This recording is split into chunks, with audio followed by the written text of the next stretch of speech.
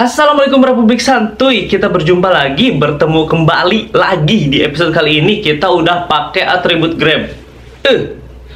Jadi sudah pasti kita akan bahas si Grab gitu ya.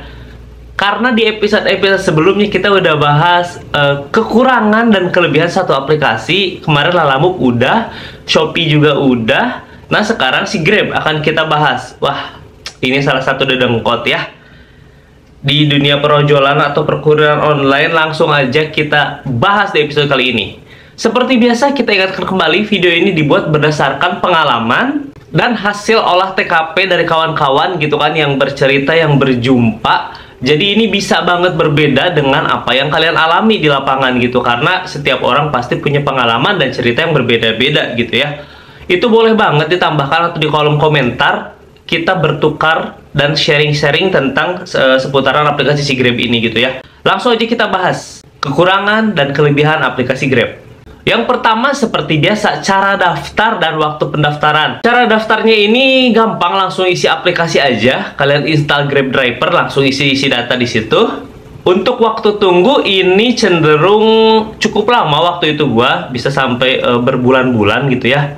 Cuman gue waktu itu jalurnya jalur standar ya, jalur lurus, bukan jalur VVIP atau komunitas. Dan untuk proses aktivasi waktu itu gue seharian full langsung diselesaikan gitu metodenya. Nah kalau yang kemarin-kemarin itu sempat ada yang nyicil-nyicil, jadi nggak sehari gitu. Jadi ada beberapa step gitu. Nah untuk biaya pendaftaran dan seputar peratributan itu diharuskan membeli atribut ya. Kalau Grab ini diharuskan membeli atribut dan cash pembayarannya, tidak dicicil. Kalau yang dulu ya dicicil. Dan sekarang si Grab juga mulai menerapkan memfokuskan juga tentang peratributan ini gitu. Jadi sebisa mungkin diharuskan mitra Grab ini memakai atribut dari si Grab dengan atribut yang resmi gitu. Langsung cara menggunakan aplikasinya, apakah susah?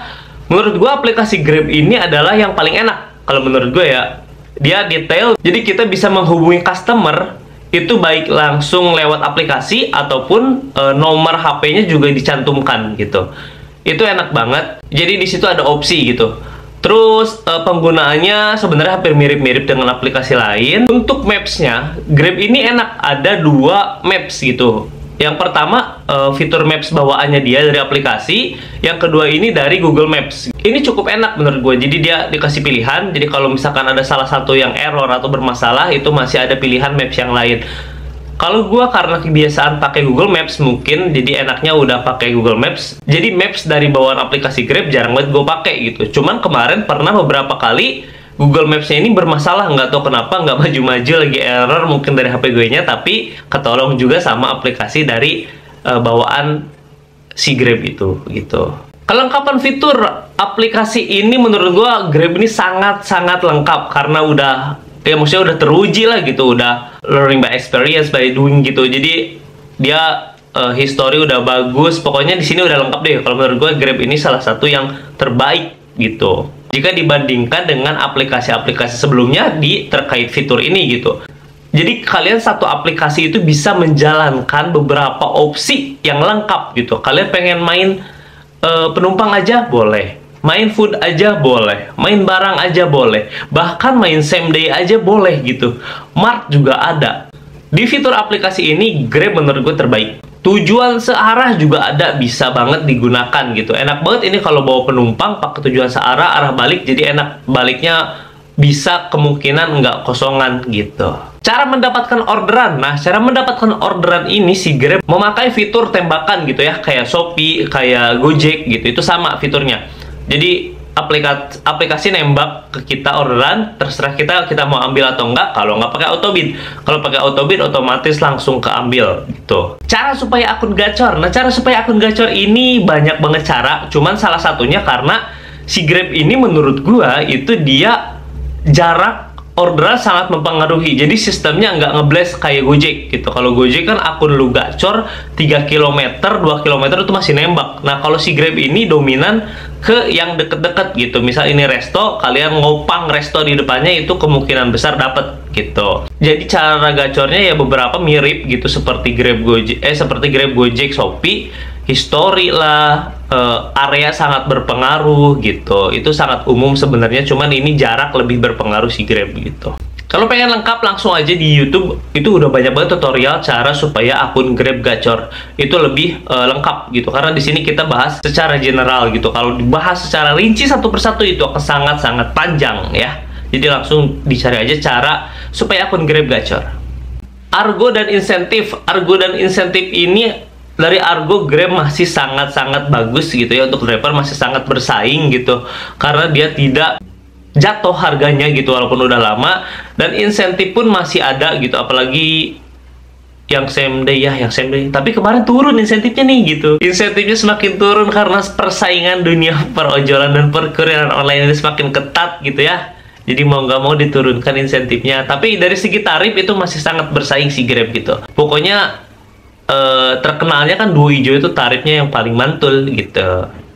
Sensitivitas akun. Nah, sensitivitas akun ini kemarin kawan-kawan ada yang dapat teguran lah karena nggak pakai atribut, kan gue bilang tadi dia lagi mantep-mantepnya ke atribut gitu ya.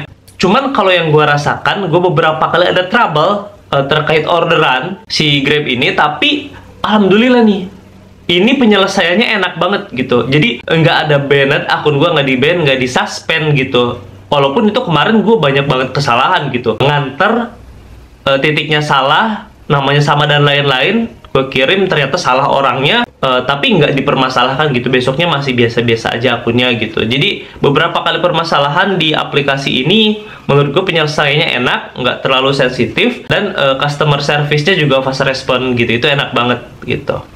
Dengan terkait order-order fiktif juga itu cepet banget pengembalian dananya, nggak sampai berhari-hari, langsung di hari yang sama, cuman jeda beberapa jam aja gitu waktu itu. Itu enak banget gitu, jadi nggak was-was buat driver ngambil-ngambil orderan yang manapun, jenis barang orderan gitu, karena kita lebih dominan ke kurir online ya.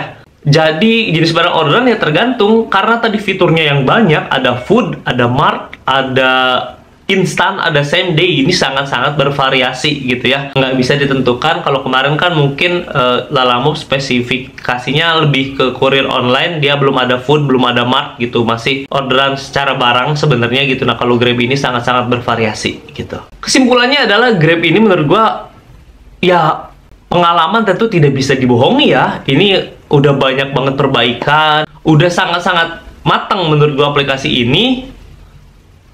Cuman ya itu tadi, dia mungkin karena pembukaan drivernya terlalu banyak gitu, itu jadi agak sulit gitu. Mungkin kalau di kota-kota besar enak, masih bisa enak lah gitu. Cuman kalau misalkan di kota-kota kecil, apalagi kayak kita di pinggir, itu sangat-sangat bersaing gitu. Nggak masalah sih sebenarnya, cuman mungkin promo-promo harus ditingkatkan lagi. Dan tadi tuh jarak pemberian orderan gitu kan, itu sebenarnya jadi plus minus juga gitu. Kalau akun yang rating bagus, nggak pernah cancel dan lain-lain, tapi ngebolang, belum tahu spot, itu akan sangat kesulitan gitu. Jadi lebih dominan jadi opang resto atau opang seller, atau jadi yang opang biasa gitu, udah tahu spot deket-deket situ, itu sangat-sangat berpengaruh terhadap orderan gitu. Jadi ini plus minus menurut gue. Cuman kalau misalkan dari segi jenis orderan, gue lebih suka yang ngeblast tadi kayak Gojek sebenarnya gitu, kalau menurut gue ya. Ya tapi kalau misalkan pakai Grab ini, kalian udah tahu spot, udah enak banget lah pokoknya gitu. Tapi sekarang ada slot gitu kan. Nah ini nih, slot ini kita akan bahas dah kayaknya di video nanti, karena ini banyak nih sekarang.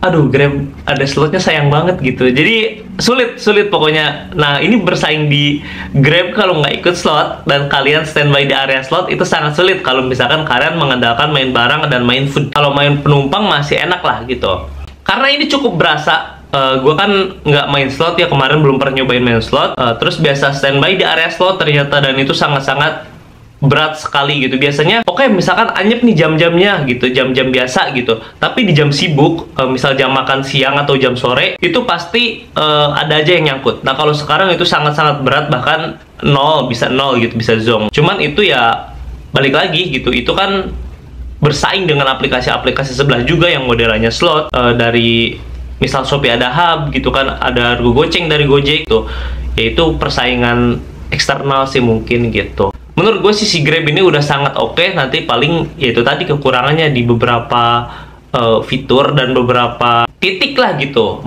Mungkin ada yang mau menambahkan di sini terkait kekurangan dan kelebihan si Grab ini, boleh banget di komen di kolom komentar gitu ya. Itu aja di episode kali ini, sampai ketemu di episode selanjutnya. Wassalamualaikum warahmatullahi wabarakatuh.